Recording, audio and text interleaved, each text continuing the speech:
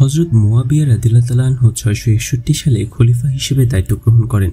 তিনি খলিফা ওমর রাদিয়াল্লাহু তাআলা আনহুর আমল থেকে সিরিয়ার গভর্নর ছিলেন এবং আবু বকর রাদিয়াল্লাহু তাআলা আনহু এবং ওমর রাদিয়াল্লাহু তাআলা আনহুর খিলাফতের সময় সিরিয়ার বাইজেন্টাইন সাম্রাজ্যের বিরুদ্ধে যুদ্ধ করেন।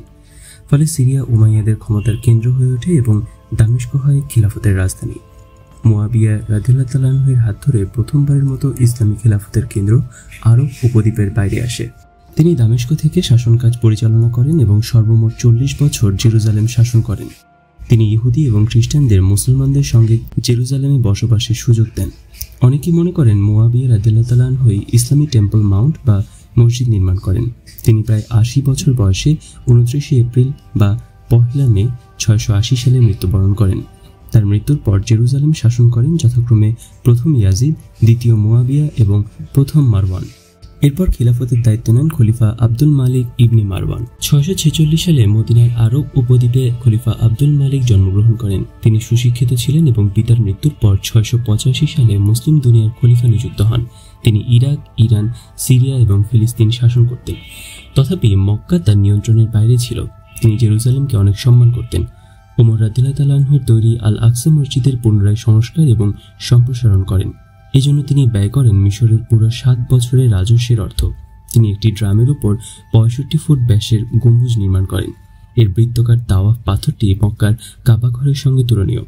তিনি 691 সালে সংস্কার করা ধর্মীয় ঘরটিকে আল আকসা মসজিদ অর্থাৎ the Dome of the Rock বলে ডাকেন। 691 সালের ফেব্রুয়ারি মাসে খলিফা আব্দুল মালিক আল আকসা মসজিদের সংস্কার কাজ শেষ করেন। আল আকসা মসজিদের সৌন্দর্যের কারণে পাশে অবস্থিত খ্রিস্টানদের হলি সেপালচার চার্চকে ম্লান দেখাতো। এটাই ছিল বাগদাদের খলিফা আব্দুল মাজিদের লক্ষ্য। বর্তমান বিশ্বে জেরুজালেমে অবস্থিত খ্রিস্টানদের হলি সেপালচার চার্চকে বিদ্রুপ করে কায়ামা তথা গোবরের স্তূপ বলে ডাকা হয়। বাগদাদের খলিফা আব্দুল মালিকের নির্মিত আল আকসা মসজিদ মুসলমানদের নিকট মক্কা মদিনার পর তৃতীয় গুরুত্বপূর্ণ স্থান। সে সময় ইহুদিরা ইসলামী খিলাফতের অধীনে নির্ভয়ে ধর্ম পালন করতে পারত। এমনকি তারা বিভিন্ন রাষ্ট্রীয় গুরুত্বপূর্ণ পদেও দায়িত্ব পালন করত। খলিফা আব্দুল মালিকের শাসনামলে টাকশালের প্রধান ছিলেন একজন ইহুদি। ইসলামী খিলাফতের অধীনে ইহুদিরা যখন নির্ভয়ে ধর্ম পালন করে যাচ্ছে, তখন ইউরোপে 694 সালে টলেডোর সপ্তদশ কাউন্সিল ঘোষণা করে যে আজ থেকে ইহুদিরা রাজার কৃতদাস হিসেবে জীবনযাপন করবে। ঈসা আলাইহিসসালামকে হত্যার দায়ে স্রষ্টা ইহুদিদের চিরকালের জন্য দাসত্বের শাস্তি দিয়েছেন মর্মে চার্চ কর্তৃপক্ষের অভিমতের আলোকে এই সিদ্ধান্ত গৃহীত হয়। আব্দুল মালিকের পর খলিফা হিসেবে দায়িত্ব নেন আল ওয়ালিদ। তারপর ক্ষমতায় আসেন খলিফা সুলাইমান। তিনি জেরুজালেমে প্রশাসনিক রাজধানী করার উদ্দেশ্যে শহরটির ব্যাপক উন্নয়ন সাধন করেন। তবে পবিত্র নগরী জেরুজালেমে স্বপ্নের রাজধানী সম্পূর্ণরূপে গড়ে তোলার পূর্বেই 22 সেপ্টেম্বর 717 সালে তিনি মৃত্যুবরণ করেন। তারপর খিলাফতের দায়িত্বে আসেন ওমর বিন আব্দুল আজিজ। খলিফা ওমর ইবনে আব্দুল আজিজের শাসনামলে সমসাময়িক ইরান, ইরাক থেকে অনেক ইহুদি এসেছিল। তার শাসনকার্যে খ্রিস্টান, ইহুদি এবং জরস্ট্রিয়ান সম্প্রদায়ের বেশ কিছু লোক সরকারি উচ্চ পদে নিয়োজিত ছিল। এই সময় তিনি ধর্মীয় সম্প্রদায়গুলোকে ইসলাম গ্রহণে কোনো রকম হস্তক্ষেপ করেননি। বিশেষ করে ইহুদিরা খলিফার উদারতার সুযোগ নিয়ে রাজকার্যে এবং হারাম আল শরীফে এই চত্বরে ধর্ম পালনের চরম উগ্রতার মাধ্যমে বিশৃঙ্খল পরিবেশ তৈরি করে এবং তাদের উপর বর্তিত পবিত্র এলাকার রক্ষণাবেক্ষণের কাজে অবহেলা করে। ইহুদিদের এইহীন উগ্রতার কারণে 720 সালে জীবনের শেষ দিকে এসে খলিফা ওমর বিন আব্দুল আজিজ তাদের টেম্পল মাউন্টে প্রার্থনা করার অনুমতি বাতিল করে দেন। এই নিষেধাজ্ঞা ইসলামী শাসন ব্যবস্থার শেষ সময় পর্যন্ত বহাল ছিল। নিষেধাজ্ঞার ফলে ইহুদিরা টেম্পল মাউন্টের 4 দেয়ালের পাশে প্রার্থনা শুরু করে। তারপর ক্ষমতায় আসেন যথাক্রমে ইয়াজিদ বিন আব্দুল মালিক, হিশাম বিন আব্দুল মালিক, দ্বিতীয় আল ওয়ালিদ, তৃতীয় ইয়াজিদ, ইব্রাহিম ইবনুল ওয়ালিদ এবং দ্বিতীয় মারওয়ান। খলিফা দ্বিতীয় মারওয়ানের মধ্যে দিয়ে উমাইয়া খিলাফতের পরিসমাপ্তি ঘটে। উমাইয়াদের আমলের শেষ সময়ে এক ভূমিকম্পে আল আকসা মসজিদ এবং পার্শ্ববর্তী প্রাসাদগুলোর ব্যাপক ক্ষয়ক্ষতি হয়। ইতিহাসে এই ভূমিকম্পকে মহাপ্রলয় বলা হয়। খলিফা আল মনসুর জেরুজালেম সফর করেন এবং আল আকসা মসজিদ সংস্কারের প্রয়োজনীয়তা অনুভব করেন। এই সংস্কারের ব্যয়ভারের জন্য তিনি খলিফা আব্দুল মালিক কর্তৃক নির্মিত সোনা এবং রূপার দরজাগুলো গলিয়ে তুলে নেন। খলিফা আল মামুন 831 সালে কনস্ট্যান্টিনেপলের বিরুদ্ধে যুদ্ধ ঘোষণা করেন এবং টেম্পল মাউন্টে নতুন গেট নির্মাণ করেন। তাছাড়া আল আকসা মসজিদের গম্বুজ থেকে খলিফা আব্দুল মালিকের নাম মুছে নিজের নাম লিপিবদ্ধ করেন। আব্বাসীয় খিলাফতের পর জেরুজালেম 37 বছর তুলুনি রাজবংশ এবং 34 বছর ইকশিদি রাজবংশের অধীনে শাসিত হয়। আবুল কাসিম উনুজুর ইবনে আল ইকশিদ 946 থেকে 961 সাল পর্যন্ত আব্বাসীয়দের পক্ষের শাসক হিসেবে মিশর এবং ফিলিস্তিন শাসন করেন। তিনি আল আকসা মসজিদের সংস্কার করেন এবং 966 সালে খ্রিস্টানরা জেরুজালেম আক্রমণ করলে কাফুর তাদের প্রতিহত করেন। যুদ্ধে খ্রিস্টানরা পরাজিত হয়। মিশরে ফাতিমি খেলাফতের সময় ইহুদিরা রাজবংশের সহায়তা নিয়ে বেশ উন্নতি সাধন করে।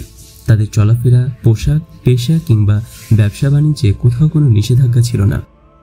ইহুদিদের জ্ঞানভিত্তিক উন্নতির চিন্তা থেকে ফাতিমি সুলতানগণ বংশ পরম্পরায় ইহুদি মেধার পৃষ্ঠপোষকতা করে গেছেন।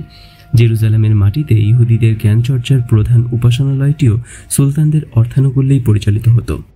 ফাতিমি খেলাফতের সময় এমন এক উদার শাসন ব্যবস্থা চালু ছিল যা ইহুদি সমাজকে সমৃদ্ধি এবং অর্থনৈতিক উন্নতির পথে নিয়ে যায়।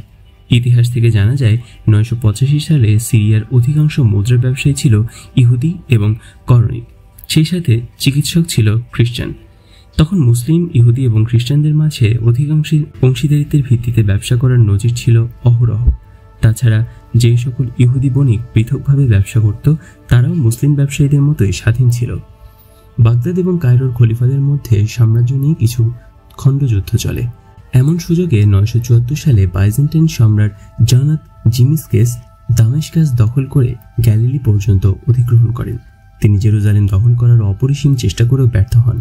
এমন সময় ইহুদি নেতা প্যালটিয়েল জেরুজালেমে সিনাগগ নির্মাণের জন্য খলিফার কাছে অনুমতি এবং অর্থ প্রার্থনা করেন। খলিফা তা মঞ্জুর করেন। পূর্ব প্রাচীরের গোল্ডেন গেটে ইহুদিরা প্রার্থনা করার নব অধিকার লাভ করে। খলিফা আল আজিজের মৃত্যুর পর তার ছেলে আল হাকিম বি আমরিল্লাহ তার শাসনামল ছিল 996 থেকে 1021 সাল পর্যন্ত। তিনি ফাতিমি খেলাফতের ষষ্ঠ খলিফা নির্বাচিত হন। তিনি ছিলেন অযোগ্য রাজা। তার আমলে মুসলিমদের ব্যাপক ক্ষয়ক্ষতি সাধিত হয়। তিনি মুসলিমদের নির্যাতন করা শুরু করেন, রমজান নিষিদ্ধ করেন, শিয়া এবং সুন্নিদের একই সঙ্গে সন্তুষ্ট করেন। এ কারণে মুসলিমরা তাকে প্রচণ্ড ঘৃণা করত। ফলে খ্রিস্টান এবং ইহুদিদের সহযোগিতা পাওয়ার আশায় তিনি জেরুজালেম ভূখণ্ডে ইহুদিদের চার্চ এবং সিনাগগ নির্মাণের অনুমতি দেন। অতঃপর 1033 সালে এক ভূমিকম্পে জেরুজালেম নগরীর বাইজেন্টাইন দেয়াল এবং উমাইয়া প্রাসাদগুলো ভেঙে যায়। ফলে পুরনো উমাইয়া আকসা ধ্বংস হয়ে যায়। জুইশ কেভ ক্ষতিগ্রস্ত হয়। পরবর্তী সময় খলিফা আলী আজ জাহির আল আকসা মসজিদ সংস্কার করেন। চমৎকারভাবে সজ্জিত এর স্মারক তোরণে তার নাম খোদাই করা রয়েছে। অবশ্য মসজিদটি ছিল মূলটির চেয়ে ছোট। তিনি নগরীর প্রাচীরগুলো পুনর্নির্মাণ করেন, তবে পূর্বের তুলনায় আকারে ছোট। বর্তমানে যেমনটা দেখা যায় অনেকটা সেরকম। ফলে মাউন্ট জায়ান এবং উমাইয়া প্রাসাদগুলো ধ্বংসাবশেষ নগর প্রাচীরের বাইরেই থেকে যায়। তিনি ইহুদি এবং খ্রিস্টানদের স্বাধীনভাবে ধর্ম পালনে সহায়তা করেন। বিপরীতে একই সময়ে খ্রিস্টান সমাজে ইহুদিরা ছিল চরম নির্যাতিত এবং নিপীড়িত। এরই ধারাবাহিকতায় 1050 সালে নরবনের সিনডে খ্রিস্টানদের ইহুদি গৃহবাসের সম্পূর্ণরূপে নিষিদ্ধ ঘোষণা করা হয়। খ্রিস্টানরা মনে করেন জেরুজালেম যাত্রার মাধ্যমে তাদের পাপ মোচন করা সম্ভব, তাই তারা বিভিন্ন সময় জেরুজালেম অভিমুখী হওয়া শুরু করেন। 1001 সালের দিকে ফাল দ্য ব্ল্যাক তার স্ত্রীকে জনৈক শূকর মুখরের সঙ্গে ব্যভিচারের সন্দেহে বিবাহ অনুষ্ঠানে পুড়িয়ে হত্যা করে। পরে এই হত্যার পাপ মোচনের জন্য জেরুজালেমের তীর্থযাত্রায় গমন করে। একইভাবে ইংল্যান্ডের রাজা হোরাল্ডের ভাই স্যাডিস্টিক আর্ল সেয়াইন গুডউইনসও কুমারী অ্যাবেসেস অ্যাডউইডকাকে ধর্ষণের পর পাপ মোচনের জন্য জেরুজালেম গমন করেন। কিছুদিন পর তারা জেরুজালেম কেন্দ্রিক একের পর এক অভিযান চালানো শুরু করে। 1036 সালে আল মুনতাসির বিল্লাহ, যার শাসনকাল ছিল 1036 থেকে 1094 সাল পর্যন্ত, তিনি ফাতিমি খেলাফতের অষ্টম খলিফা নির্বাচিত হন। তার শাসনামলে 1064 সালে ব্যামবার্গের বিশপ আর্নল্ডের নেতৃত্বে 7000 জার্মান এবং ডাচ খ্রিস্টান সৈন্য ফিলিস্তিন আক্রমণের উদ্দেশ্যে রওনা হয়। তবে বেদুইনরা প্রাচীরের ঠিক বাইরে তাদের আক্রমণ ঠেকিয়ে দেয়। 1094 সালে এক গুপ্ত ঘাতকের ছুরিকাঘাতে খলিফা আল মুনতাসির বিল্লাহ নিহত হন। ফাতিমি শাসনের পর 1037 থেকে 1092 পর্যন্ত সেলজুক খিলাফত ফিলিস্তিন শাসন করে।